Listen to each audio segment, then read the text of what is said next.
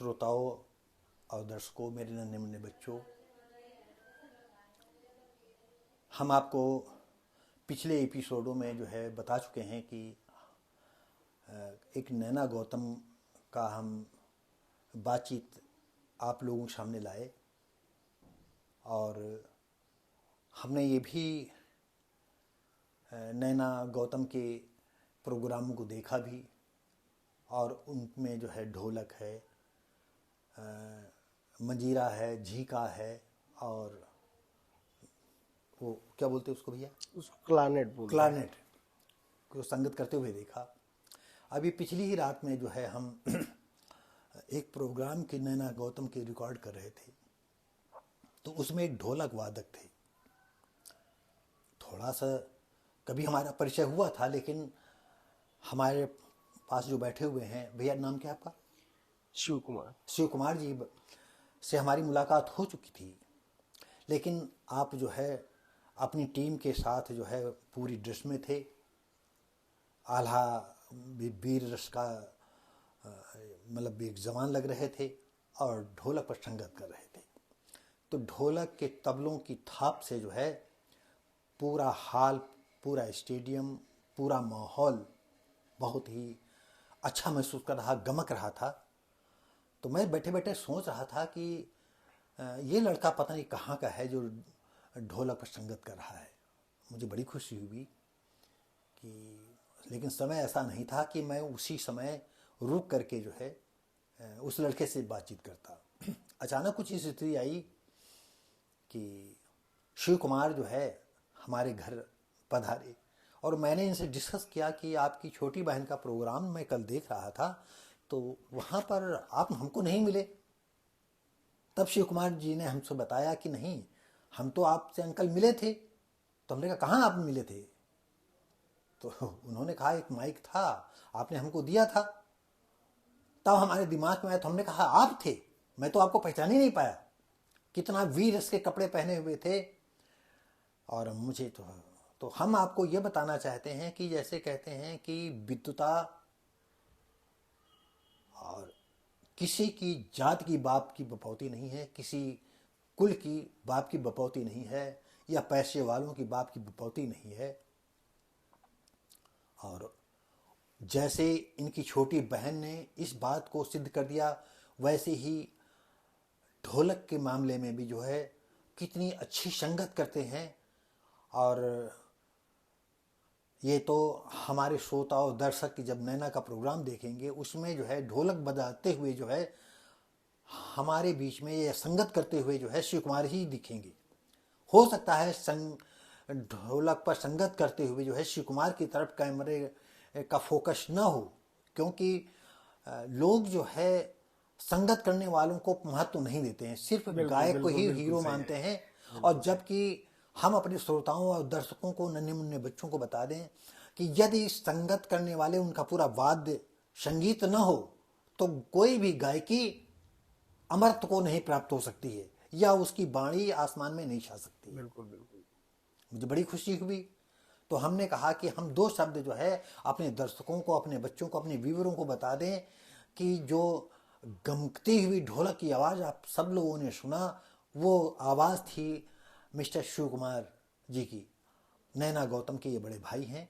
आज सिर्फ मैं इसलिए बता रहा हूँ कि नैना गौतम का तो नाम विख्यात है, लेकिन उसी बीच में हमारे शिव कुमार जी का नाम जो है बहुत ही कम लोग जानते होंगे। क्यों, ऐसी बात है ना? जी बिल्कुल, जानते ही नहीं होंगे बिल्कुल भाई। म्यूजिशियंस को कोई ध्यान ही नहीं देता है भाई, जिस सबका फोकस ओनली सिंगर की तरफ होता है। भाई म्यूजिशियन जो बज रहे हैं वो बज रहे हैं, आदमी सिंगर को देखता है। हाँ। अच्छा, हम शिव कुमार जी आपसे ये जानना चाहेंगे जी बोलिए। कि जिस तरह से नैना गौतम का हकीकत में कोई गॉडफादर नहीं रहा। जी जी जी जी ये लल्लू बाजपेयी ने तो सच है कि उनको मंच साझा किया, जी जी और शायद अगर लल्लू बाजपेयी मंच साझा न करते जी जी तो शायद आज इतनी ऊंचाइयां वो न छू नहीं, वो पाते, तो बिल्कुल सही बात है ना? जी। तो क्या आप ने आपके कौन से मतलब गॉडफादर हैं, या ढोलक बजाने में कौन से गुरु जिनको आप मानते हैं? गुरु क्या, ये लल्लू बाजपेयी जी के साथ में जो ढोलक बजाते थे, अच्छा। वो भी अपनी ही समाज से हैं। अच्छा अच्छा मैं उनको बचपन से सुनते आया हूँ। अच्छा। उस टाइम नैना भी नहीं थी, जी जी। हम भी बहुत छोटे थे, उस टाइम से सुनते आए हैं। अब एक ऐसा संयोग बना, ये नैना जब से आल्हा गाने लगी तो और थोड़ा रुचि हो गई, और लोग बजाते थे साथ में। तो फिर हम भी सोचे क्यों ना हम भी कुछ सीखे, शायद हमको ये नहीं पता कि आगे चल के हम बजाएंगे। Very good. फिर हमने ये स्टार्ट किया, जो नैना जिन सीढ़ियों से सीखती थी उसी से हमने भी बजाना सीखा। हम भी कहीं बाहर नहीं गए सीखने, कहीं क्लास लेने नहीं गए, जो रिकॉर्डिंग्स वगैरह थी हमने उन्हीं से सीखना स्टार्ट किया। और उसके बाद ये समय है कि दूरदर्शन वगैरह है और है, सारे मंच वगैरह होते रहते हैं। आज है कि हम रेगुलर बजा रहे हैं। अच्छा, आप ये बताएं, आप जो ये ढोलक पर संगत कर रहे हैं, ये कितनी उम्र से आप कर रहे हैं? ये अभी तो हमको लगता है जब से नैना गाने लगी है 13-14 साल हो ही चुके होंगे लगभग हमारे हिसाब से। उसी के बाद से जब से हमको रुचि, इंटरेस्ट तो पहले से ही था, थोड़ा बहुत हमको स्टार्टिंग से ही मालूम था जब बजाने लगे थे। और ये मान के चलिए हमको लगता है 13-14 साल इनको हो गए होंगे, और अब 8-9 साल हमको भी लगभग हो गया होगा। अच्छा, बजाते बजाते। हाँ। अच्छा, वो दिन आपका पहला याद है जबकि आम पब्लिक के सामने आपने जो है आल्हा गायकी में संगत किया था? पहला दिन याद है? थोड़ा सा याद करने का प्रयास करें। थोड़ा सा याद करने का प्रयास करें तो याद है, फिलहाल उतना डीपली जानकारी नहीं है।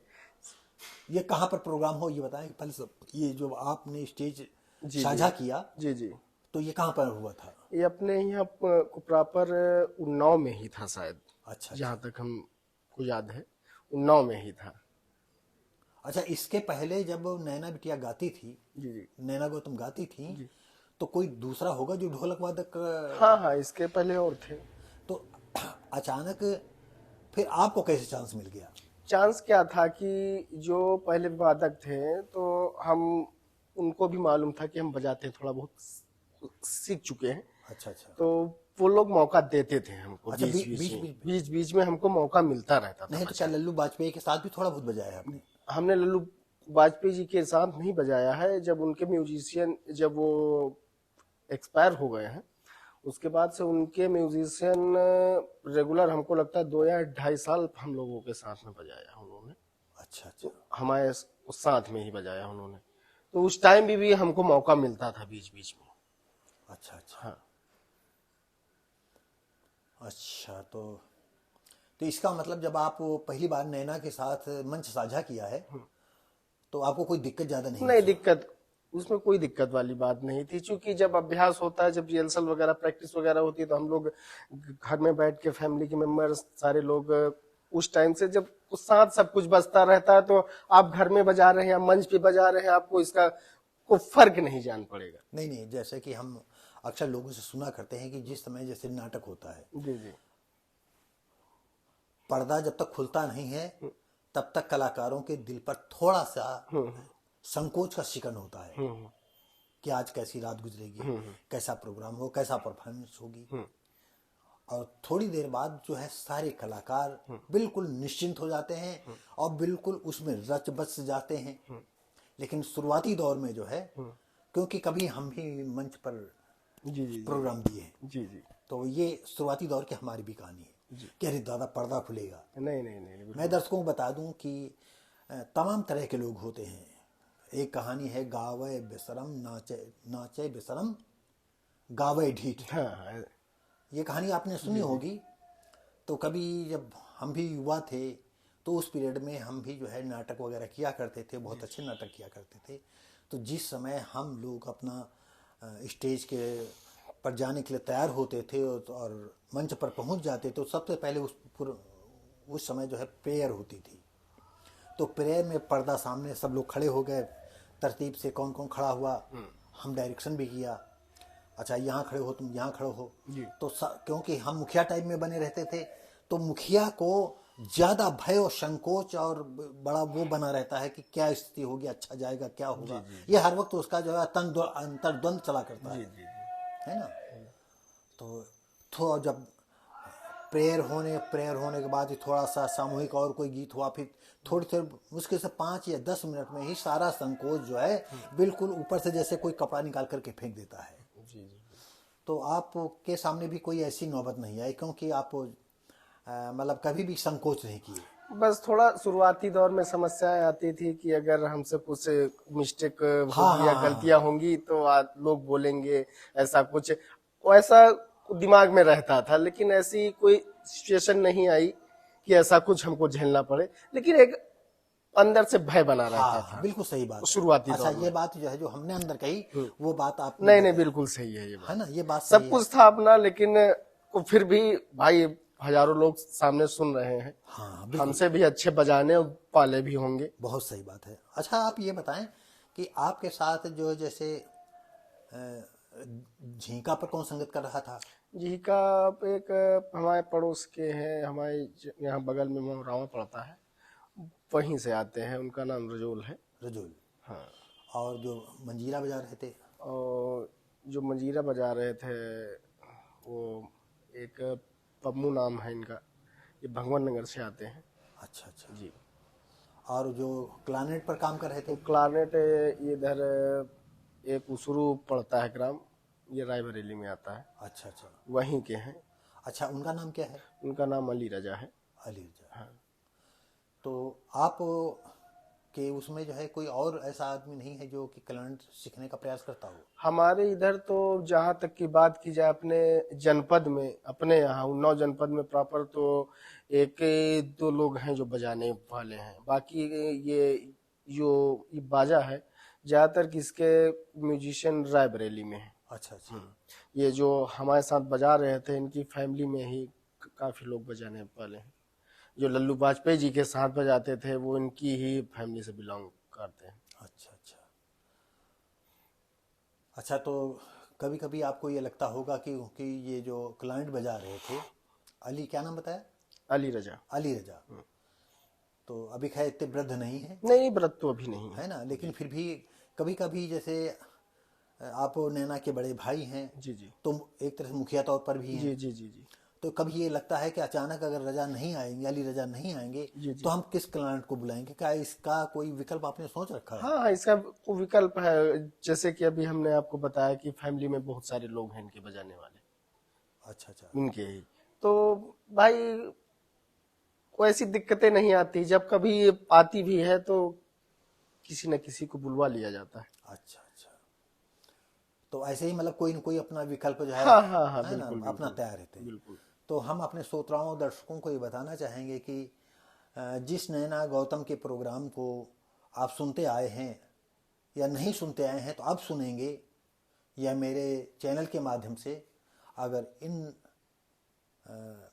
ये हमारा जो है साक्षात्कार आप सबको जो है अच्छा लगे, तो हम चाहेंगे कि लाइक शेयर कमेंट करें, सब्सक्राइब करें, क्योंकि इस नई विधा को जो है लोगों तक पहुंचाने के लिए हम भी प्रयासरत हैं, और हमारे शिव कुमार जी हैं जो अपने परिवार की तरफ से नैना गौतम के साथ लगे हुए हैं। और इस विधा को अगर आप लोग सब्सक्राइब करते रहेंगे तो लोगों का मनोबल अच्छा रहेगा, और ये विधा जो है अंधेरे में नहीं खो जाएगी। और ढोलक जैसे वाद्य के साथ जो है शिव कुमार जी जो है नए हमारे कलाकार हैं, तो ये भी जो है अगर इनको काम या लोग बुलाते रहेंगे, लोग देखते रहेंगे, तो इनकी भी कला जो है जिंदा रहेगी, इनके हाथों की जो वर्जिश है वो जिंदा रहेगी। इसी के साथ ही हम जो है यहीं पर शिव कुमार जी के साथ शब्दों को विराम देते हैं। धन्यवाद।